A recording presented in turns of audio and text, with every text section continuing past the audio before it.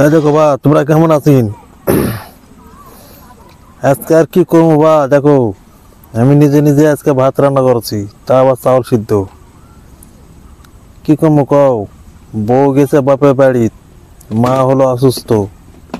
এখন আমাকে নিজে নিজে এলা সব কিছু করা লাগছে। মা রান্না করতে পারবে না, অসুস্থ, বিছানা থেকে উঠে পারছে না, সর্দি জ্বর মাথায় ব্যথা।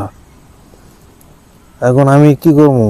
দুপুর হয়ে যাচ্ছে, ভাত পানি আনতে লাগবে, আমরা খামো কি, মা খাওয়ামো কি? এই জন্য এখন আমরা নিজে নিজে এই যে মনে করে দিয়ে হলো আমি এই যে মশলা টসলা দিয়ে আর দিয়ে চাল সিদ্ধ করছি। ভাগ্যিস আমি ভাত রান্না করা জানি,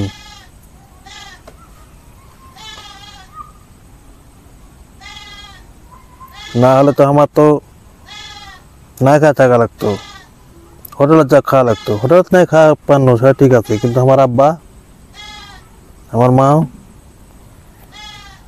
এরা কি খাবে? এই জন্য আমি নিজে নিজে এই যে রান্না করেছি, এলা তুলা চাচ্ছি দিয়া যে মনে করে যায় জোগাড় দিয়া আর দিয়া ভাত রান্না করবো।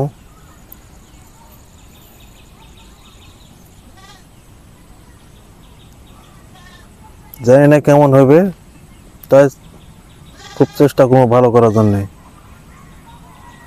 কারণ মায়ের মুখত স্বাদ নাই, রুচি নেই, জ্বরে কিছু খাওয়া পারতো না। যে লবণ দিন, যে না শুকনা মরিচ দিব, দিয়া যে চাউল সিদ্ধ করবো, ডাল দিচ্ছি, ওটা না আলু দিচ্ছি, দিয়ে মনে করো ইয়া করছি।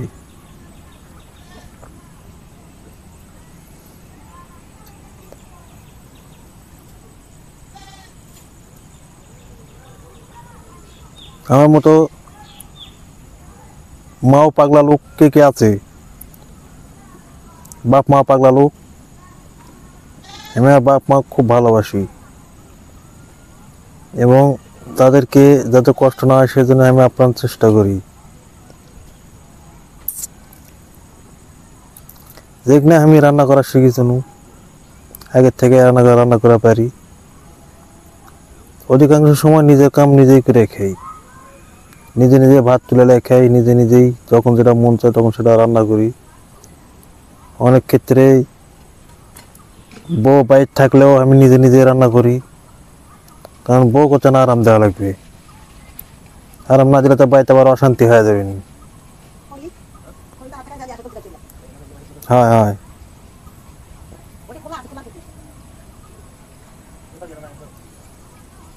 এটা এখন ব্যাপার দিয়ে যা মেঘাল আছি, মেঘাল ইয়া কসকুজে করে যা মা তাও 15 দিন পানি আনবার কষ্ট মষ্ট করে পানি আনলো বলতে ওটি আসলে পানি না গেছিল দিয়ে যে মা ঘর গেল। আমি এটা ইয়া করে লেছে মেঘাল আছি, মেঘা টেঘা লিয়া তালার থেকে খড়ি লিয়ে আসবো, খড়ি লিয়ে আসে চুলে ধরাইয়া তারপর তুলে দেবো। তুলে দেওয়ার ভিডিও দেবনি আজকে, যে না পারলেও কালকে দেবনি। ভাত রান্না করেছি আমি, এটা ভিডিও কালকে দেবনি।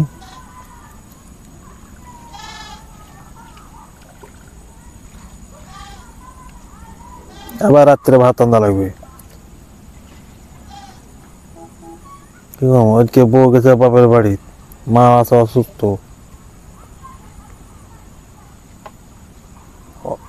এখন আর কিছু করার নাই। আব্বা ভিয়ত গেছিল, ভিয়ত থেকে আসে গরু পানি টানি খেয়ে টেডেলা ঠিকঠাক করছে, এই যে মরদ ভাত আনতেছে। হয়ে গেছে, এখন আমি তেল টুল দিয়া না গোলান দেবো, গোলান দিয়া আস্তে আস্তে লেবে আবার জড়াই লিয়া চুলা পড়া চলে যাবো। চুলা পড়া থুইয়া আবার খড়ি টড়ি লিয়ে আসে চুলা জাল ধরে দেবো, জাল ধরে দিয়া। কিন্তু খাওয়ার ভিডিও দেওয়া পাবো না, কারণ খাবার দিলে ভিডিও দিলে পরে তোমাকে আবার জিভে পানি চলে আসবে নি, এতে আমার পেট আবার খারাপ হতে পারে। এই জন্য খাওয়ার ভিডিও দেবো না।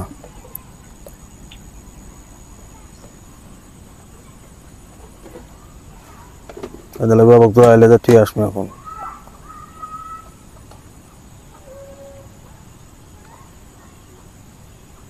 হ্যাঁ রে,